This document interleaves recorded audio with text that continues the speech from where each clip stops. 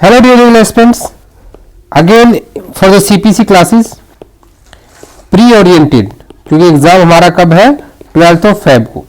UP PCS जे के लिए ये क्लासेस स्पेशली डिजाइन है, सिर्फ प्री एग्जाम के हिसाब से क्या कहाँ से क्या क्वेश्चन बन सकता है। ऑर्डर 1 को हम पहले कवर कर चुके हैं, वो वीडियो अगर आपने नहीं देखा है तो उसका लिंक नीचे डिस्क्रिप्शन में, वहां जाकर आप देख लें। चैनल पर नए हैं तो चैनल को सब्सक्राइब कर लें और साथ ही बेल आइकन भी प्रेस करें और अपने दोस्तों को शेयर भी करें। ये तो होगी एडवर्टाइजमेंट। अब चलते हैं सीधे क्लास पे। आज ऑर्डर 2 और ऑर्डर 3 से हम समझेंगे कि प्री ओरिएंटेड क्या क्वेश्चन पूछे जा सकते हैं। सीधे से चलते हैं अपने ऑर्डर 2 के ऊपर। ऑर्डर 2 हमारा क्या कहता है, ये आपका ऑर्डर 2 है। ये फ्रेम ऑफ सूट की बात करता है। फ्रेम ऑफ सूट में टोटल रूल जो दिए गए 1 से लेकर 7 तक। अब सबसे पहला जो रूल है वो है frame of suit by name of the order itself. ये सीधी सी ये चीज कह रहा है कि हर एक सूट को इस तरह से फ्रेम किया जाना चाहिए कि फ्यूचर में कोई भी आपका डिस्प्यूट ना बचे उसको लेके, ठीक है। बस इतनी बात आपको याद रखनी है। अब इंपॉर्टेंट आपका एमसीक्यू के हिसाब से आता है यहां से, ये आपका एमसीक्यू के एंगल से इंपॉर्टेंट है। अब यहां से क्या इंपॉर्टेंट है, ये कह रहे suit to include the whole claim, पूरा क्लेम उसमें इंक्लूड होना चाहिए। यानी कि अगर आप रेंट मांगना चाहते हैं 3 साल का, तो आपको 3 साल का पूरा क्लेम इंक्लूड करना पड़ेगा। बट पार्ट कैन बी रिलिंक्विस्ड, अगर पार्टी चाहे तो पिक्यूलियर जुरिडिक्शन में आने के लिए क्या कर सकती है भाई, वो किसी भी क्लेम को छोड़ सकती है। लेकिन अगर कोई आपने ओमिशन कर दिया है तो भैया यहां पे फिर क्या, आप दोबारा वो नहीं कर सकते। If you omits without leave of the court, आप दोबारा से उस पर मुकदमा नहीं लेके आ सकते। ये इतनी बात कर, आप क्वेश्चन क्या बनेगा देखिए। पहला क्वेश्चन तो बनेगा इंपॉर्टेंट इसका इलस्ट्रेशन, ये आपको पक्का पढ़ना है।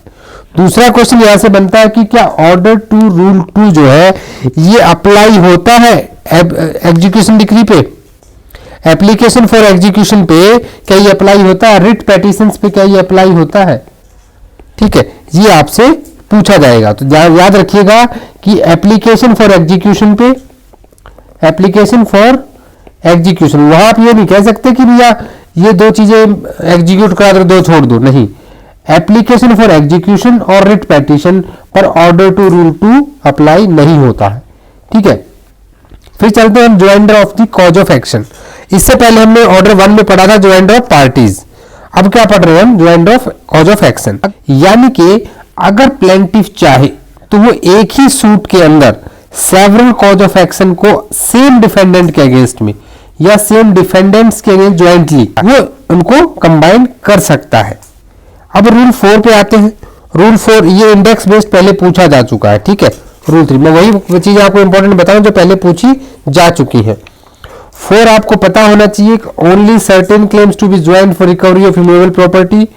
यहां से ये तीनों टर्म आपको पता होने, एक बार पढ़ लीजिएगा, इससे आगे क्वेश्चन अब तक नहीं पूछा गया है। रूल नंबर 5 क्लेम्स बाय और अगेंस्ट एग्जीक्यूटिव एडमिनिस्ट्रेटिव वायर, सिर्फ इंडेक्स बेस्ड पढ़ लीजिए, सिर्फ इंडेक्स बेस्ड, कोई जरूरत नहीं ज्यादा डिटेल में जाने की। नाउ अगेन इंपॉर्टेंट आपका जो आ जाता है वो आपका आ जाता है rule number 6, power of court to order the separate trial. ये स्टेटमेंट बेस्ड क्वेश्चन पहले आ चुका है, 1976 में इंसर्ट किया गया था।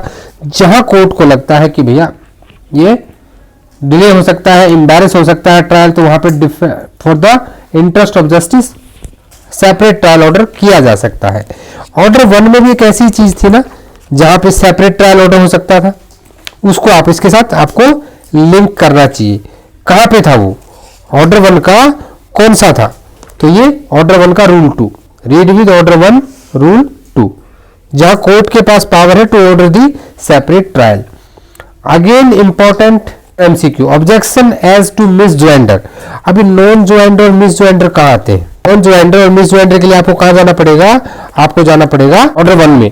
तो ऑब्जेक्शन एज मिस ज्वाइंडर और objection as to non joinder और misjoinder, read with order 1 rule 10। इनको एक साथ पढ़ेंगे तो चीजें आपको क्लियर हो जाएंगी। All objection on the ground of misjoinder of cause of action. Order 1 rule 10 बात करता है misjoinder non joinder of necessary party और प्रॉपर पार्टी, और ऑर्डर 2 का रूल 7 बात करता है misjoinder of cause of action का। रूल 1 किसकी बात कर रहा है, ऑर्डर 1 पार्टीज की बात करता है और ऑर्डर 2 बात करता है कॉज ऑफ एक्शन की। बस इतना आप पढ़ लीजिए, एमसीक्यू में से ज्यादा नहीं पूछा जाएगा। ऑर्डर 3 पे आ जाते हैं। ऑर्डर 3 से हालांकि इतने ज्यादा क्वेश्चन नहीं बन सकते। ऑर्डर 3 में पूरा का पूरा स्किप कर सकते हो, बस ऑर्डर 3 का रूल 4 का सब रूल 5 ये एक बार पढ़ लेना कि जहां पे प्लीडर जो है वो पार्टी ने उसको एंगेज नहीं किया है, फिर भी पार्टी प्लीडिंग जो पार्टी के पास साइन नहीं है, एक मेमोरेंडम ऑफ अपीयरेंस साइन करके खुद से वहां पे स्टेट करेगा पार्टीज का नाम, किस पार्टी के लिए अपीयर हो रहा है, ठीक है। तो ये सारी की सारी चीजें वहां पे करके वो हो सकता है। फिर इस रूल को पढ़ लीजिए, इसमें और ऑर्डर 3 को पूरा आप स्किप कर सकते हैं। हम सिर्फ प्री ओरिएंटेड चलेंगे, इससे ज्यादा कुछ नहीं होगा, जहां से हमारा टारगेट है एमसीक्यू डील करना। और एक वीडियो में भी हम ऑर्डर 1, 2 और ऑर्डर 3 इनसे जुड़े हुए एमसीक्यू भी डील करेंगे नेक्स्ट वीडियो में। अगर अभी तक चैनल सब्सक्राइब नहीं किया तो सब्सक्राइब जरूर कर लें और साथ ही अपना प्रिपरेशन करते रहें, क्योंकि यूपी पीसीएस जे के लिए बहुत ज्यादा समय आपके पास नहीं बचा है। मिलते हैं नेक्स्ट वीडियो में, तब तक के लिए जय हिंद, जय भारत।